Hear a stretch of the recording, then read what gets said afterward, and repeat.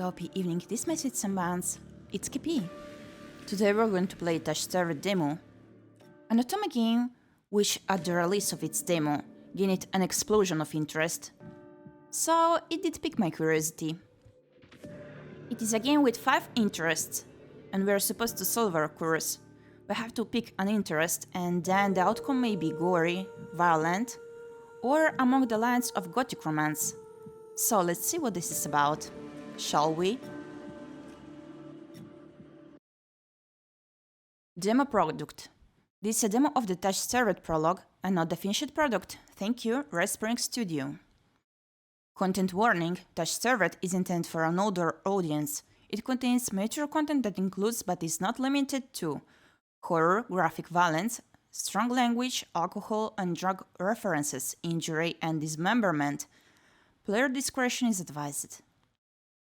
If you accept the content warning, please click to proceed. Tutorial. In Touchstarved, your choices matter. The decisions you make may result in unique dialogue, interactions, or even choices in red text, which contain exclusive content.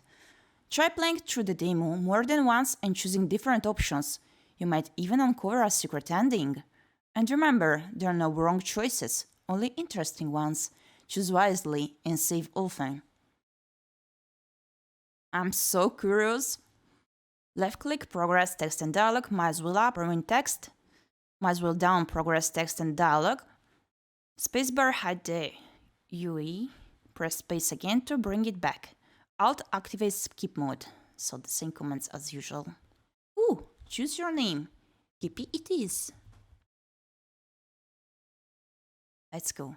Choose your pronouns. Let's go with she, her. This word began to unravel long before you were born.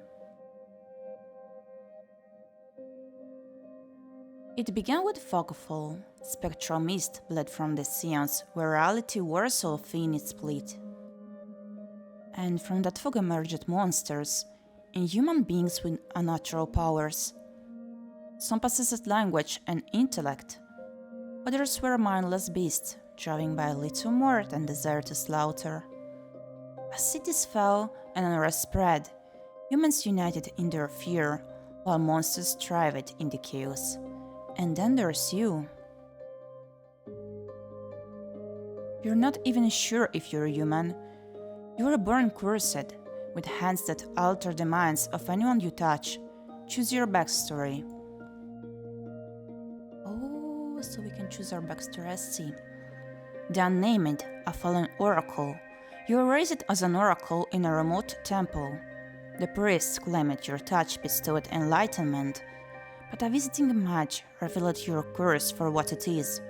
Following the mage's word, you fled in search of the cenobium. You regularly experience unnatural premonitions that shatter your body and soul. An innate sixth sense gives you a heightened awareness of hidden supernatural presences around you. The Hound, a forsaken thief. You are raised by society's outcasts, criminals who accepted you when nobody else would. Your partner in crime, a friend since childhood, hoped you steal enough money for a cure and betrayed you. They left you with only enough coin to travel to the cenobium, your last hope. You have sharply honed social intuition. You can survive and even thrive in the violent underbelly of any city, using your experience with the underworld to get ahead. The Alchemist, an abandoned mage.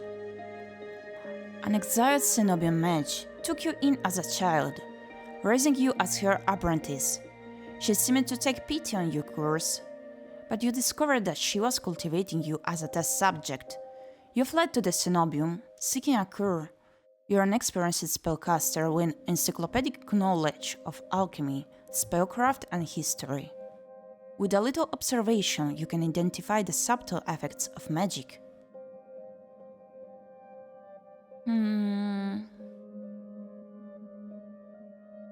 Let's go with the Oracle. Confirm. Okay. Your name is Gyepi. You selected she, her pronouns. Your backstory is the Unnamed. Is it correct? Yes.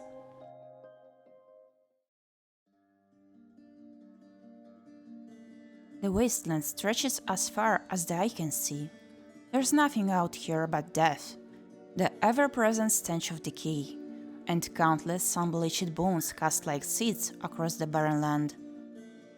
I could say death doesn't scare me, but to tell the truth, I'm desperate. It's been 2 weeks since I joined a caravan bound across the wastes. Finding a group that would accept me was a trial in itself. As rations grew sparse and my canteen ran dry, I began to despair, but then I saw it. The art is so pretty. Good, interesting as an art style. ʟɪᴟ, the city of knowledge, one of the last bastions of humanity left in the world and home to the famous academy called the Cenobium. Oh, so the Cenobium is an academy, I see now. All the world's knowledge gathered in one place. If there's anywhere I'll find a cure for my curse, it's there.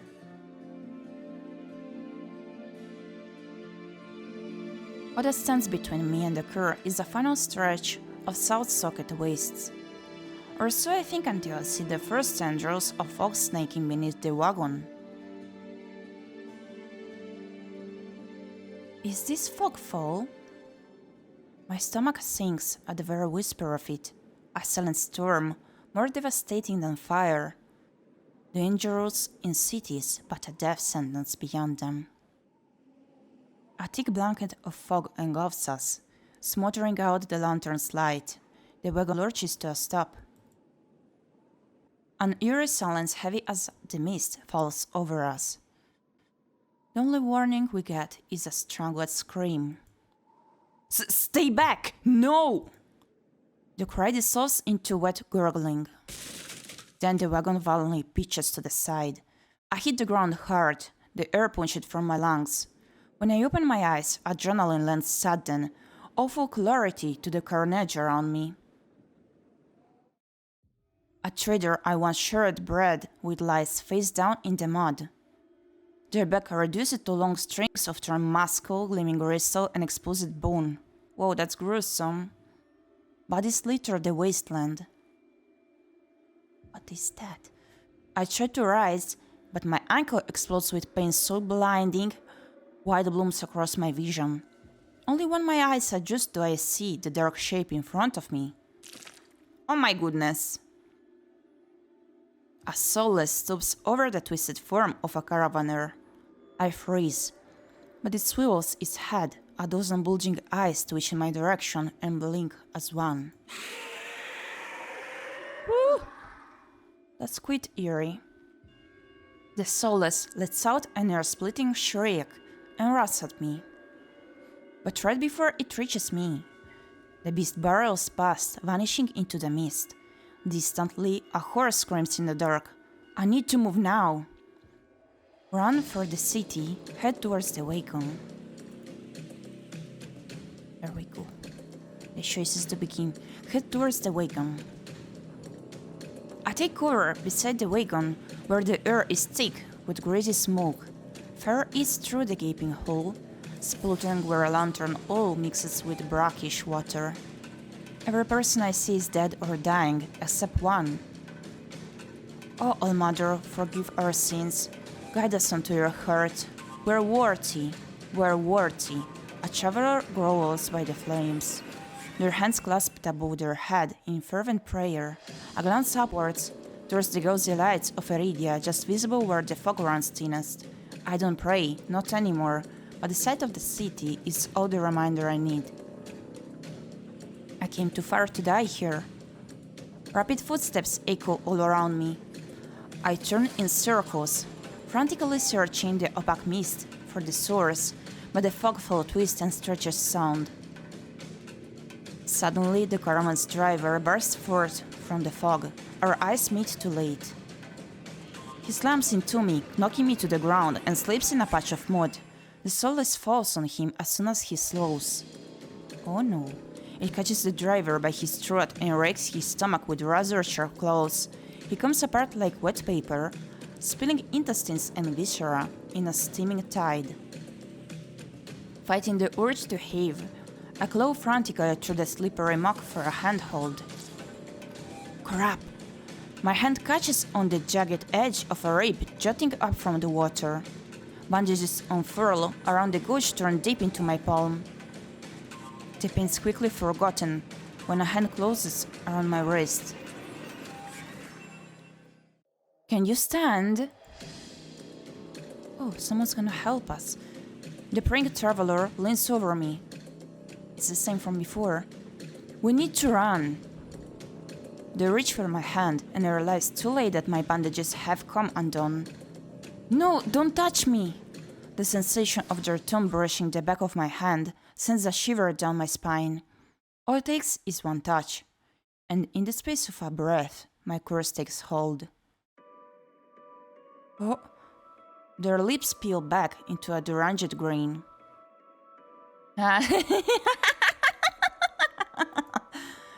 No, I've seen this face countless times before. This is my curse. Madness of my own making. The grip on my hand tightens until pain radiates from my knuckles. Let me... Suddenly, clammy hands crush my throat, choking off my breath. Die, die, die, die, die, die, die! Spit bubbles at the corners of their mouth and flecks my face. The edges of my vision darken as my lungs scream for air. Scream for help, fight them off. I doubt we're gonna be able to scream, but let's go with the fight them off for now. My nails gouge deep into the traveler's wrist, but no matter how much blood I draw, they don't flinch. The more I struggle, the tighter their grip grows. My pulse hammers in my ears, slung with each thudding beat. This can't be happening. I'm going to die, and not because of the fogful or the soulless, but because of my own curse. Tears sting my eyes. No, no, no, not here, not like this. The hands drop from my neck, leaving me wheezing for air. My lungs burn with each ragged cough. My vision clears, and the traveler's face takes shape, hovering inches from mine. Lips still split in that macabre smile, even as blood seeps between their teeth. They give one last shuddering breath, then slap over the claws hooked through their stomach. Oh, the soulless shoves the body aside, and the glowing eyes studying its literal skin thin are still grinning. There's a flash of claws, red spills across my vision. I thought there'd be pain, but as I sink into the murky water, all I can feel is the grit of silt filling my mouth and the ice embrace of shallow water. Distantly, I notice an arm resting among an outcrop of reeds.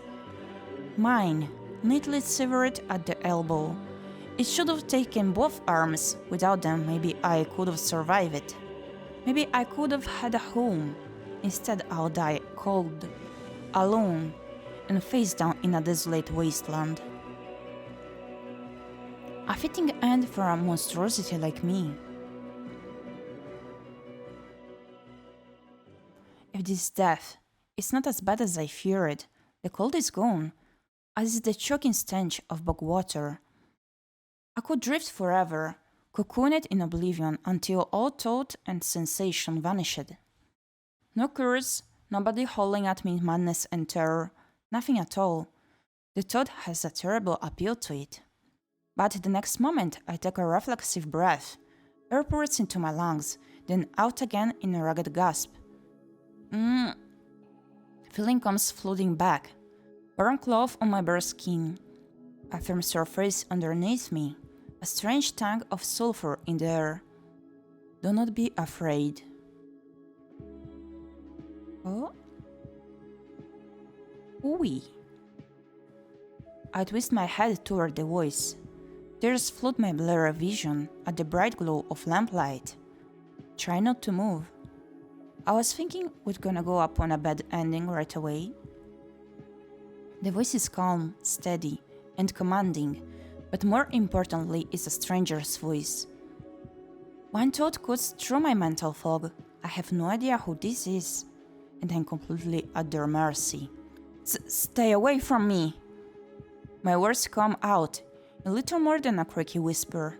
I clamp my mouth shut, hating how weak and helpless I sound. No.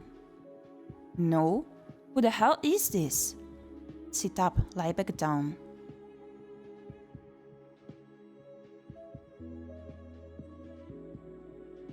Sit up?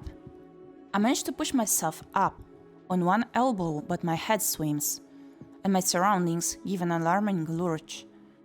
A stubborn patient. I don't have the strength to dignify that with a response. Instead, I pull the sheet up higher and wipe my eyes until my vision clears. They're gonna cure me. The stranger lowers over my prone form. Warm light reflects off his pristine medical coat. He looks so elegant. I instinctively shrink back, and that's when I notice that I'm completely naked except for a thin linen sheet. Naked, lying on a low cot, with a pair of sharp golden eyes watching my every move. The man's gaze flickers to my exposed, unbandaged hands. I plunge my hands under the sheet to hide them from sight, though it's too late. He must have noticed what they look like. Strange, cursed, inhuman. I brace myself for his inevitable suspicion and disgust, but his expression doesn't even flicker from that courteous smile. He just watches in placid silence as I struggle to make sense of my surroundings. Where am I? Who are you? Be calm, you're safe here. So this is a doctor, I see. Whoever this is, he clearly has no idea who or what I am. I've never been safe anywhere, with anyone. That's so saddening. Even the shrine of my childhood, the one sanctuary I ever knew, turned out to be a horrific lie.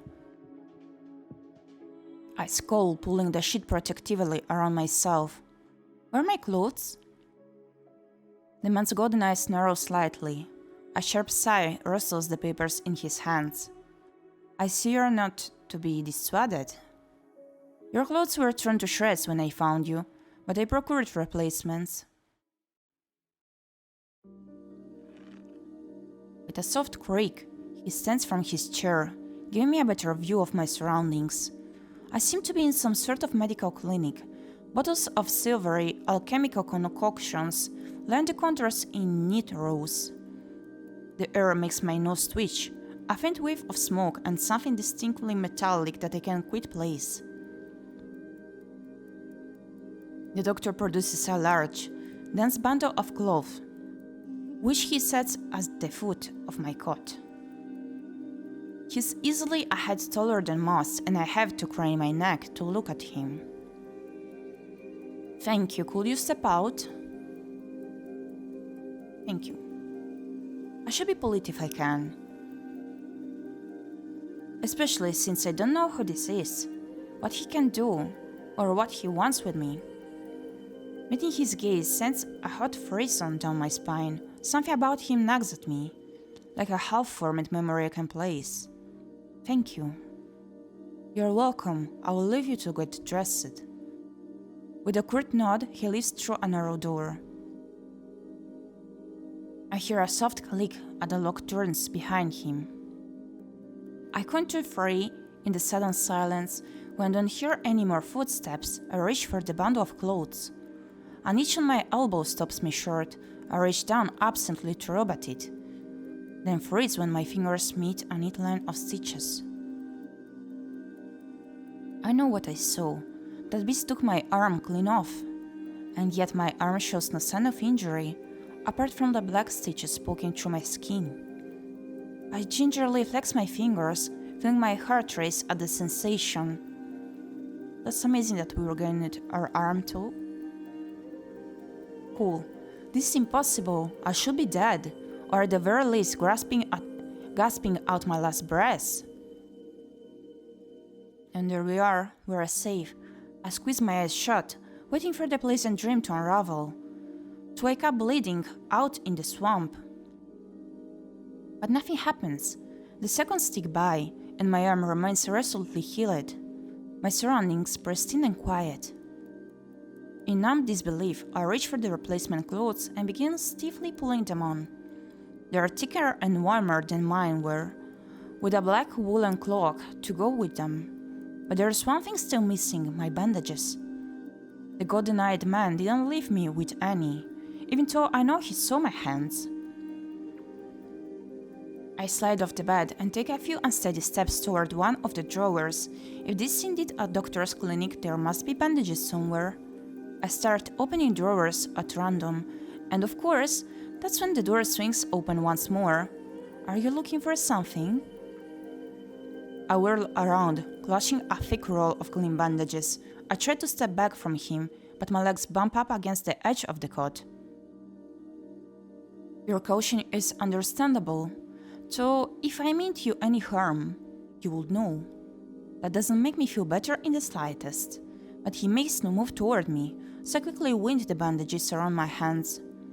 The glowing scars and mottled skin disappear under a layer of clean white cotton.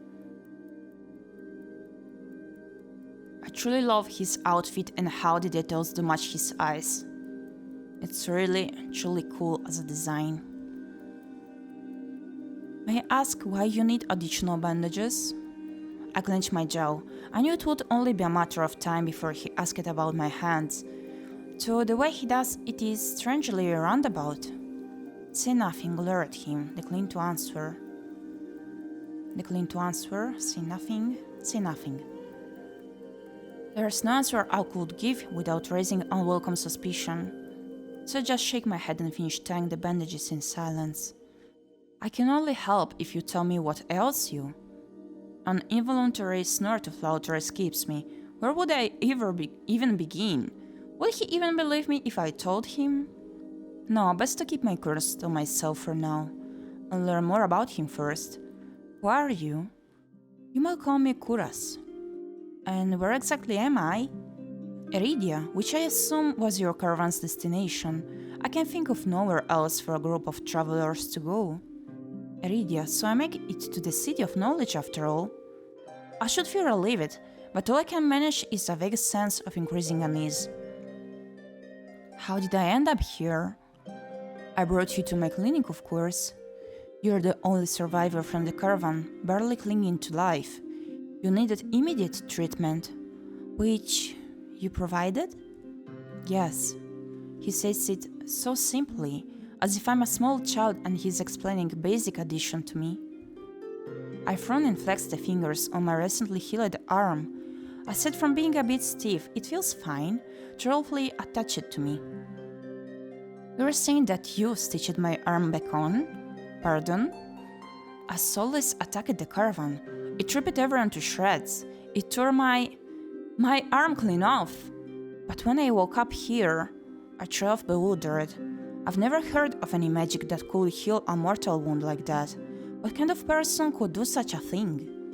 The doctor, Kuras, pinches the bridge of his nose. He sits back down in his chair, quite for a long time. I don't know where you came from, but ʟɪᴟ is the city of knowledge and deadly secrets alike. Information is power, and it is most unwise to give or receive it freely. Since you have refused to divulge your secrets, I'll not divulge mine. I do not even know your name. You are new to ʟɪᴟ, so we'll overlook this specific breach of etiquette. However, you should not expect others to extend the same courtesy. Do you understand? He looks pointedly at my freshly bandaged hands. Loath though I am to admit it, he has a point. I'm also a complete stranger to him, and if he's telling the truth, he saved my life. I take a deep, steadying breath. This time when I speak, I sound a bit more like myself. Gyepi, my name is Gyepi. It is a pleasure to meet you, Gyepi. There's a little more warmth in his smile, his polite demeanor back in an instant.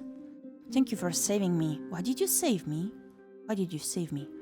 If there's anything I've learned, is that everybody wants something. With the world in such peril, no one reaches out a hand without expecting something in return. Can I ask, Why you saved my life? You don't know me. The question seems to startle Chorus.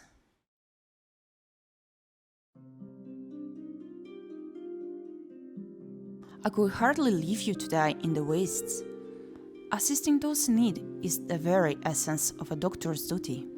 I've never met a doctor who also handed out free clothes. My fingers find the edge of the cloak. There's a subtle but delicately embroidered pattern around the hem.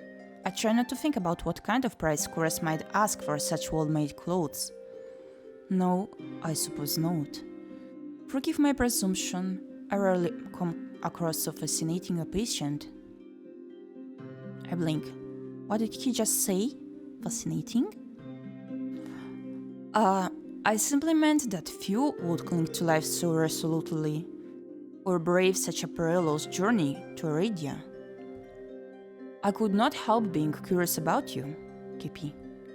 His voice dips to a soft murmur, and he abruptly looks away from me. You're pretty curious yourself, and you know what to say to that. Pretty curious. You're pretty curious yourself? Am I? Well, I haven't forgotten about my arm. I wiggle my intact fingers at him. Clearly not. But you haven't asked me for any payment either. I require none from you. Travelers do not have an abundance of coin, and it would be unethical to leave you destitute in a strange place. I fell silent, unsure what to say to that. Nobody would help a whore like me for free. There has to be some kind of catch or trick, right? Oh, a loud knock at the front door stops our conversation cold and spares me from having to say anything else. Duty calls. Unfortunately, you are not my only patient today. The knocking grows more insistent, and Chorus lets out a tired sigh. Please wait your turn. Though he says it quietly, the clamor on the other side of the door abruptly stops. Do you need anything before you leave, Gyepi? Between the soulless attack and my miraculous survival, I'd almost forgotten why I came to ʟɪᴟ in the first place. I need directions to the cenobium. The cenobium? The look on his face is downright chilling. He pauses, choosing his words with cold deliberation when he speaks again. Whatever you seek, it is very unlikely you will find it there. The cenobium's gates open for a precious few visitors. Even if they did, you would not like what you found inside. My heart sinks. Is he saying that I came all this way for nothing? Risked life and limb for nothing? No, that can't be. I've only just arrived, and ʟɪᴟ is the largest city still standing. There has to be a cure for me here. Then if not the cenobium, where would you suggest? Do you know anyone else in ʟɪᴟ? I shake my head. Then I suggest a local guide. Head to the wet week and ask for a lender. Excuse me? The wet what? The wet week. He sounds deeply unamused. Follow the postings advertising lenders' bloodhounds. They are difficult to miss.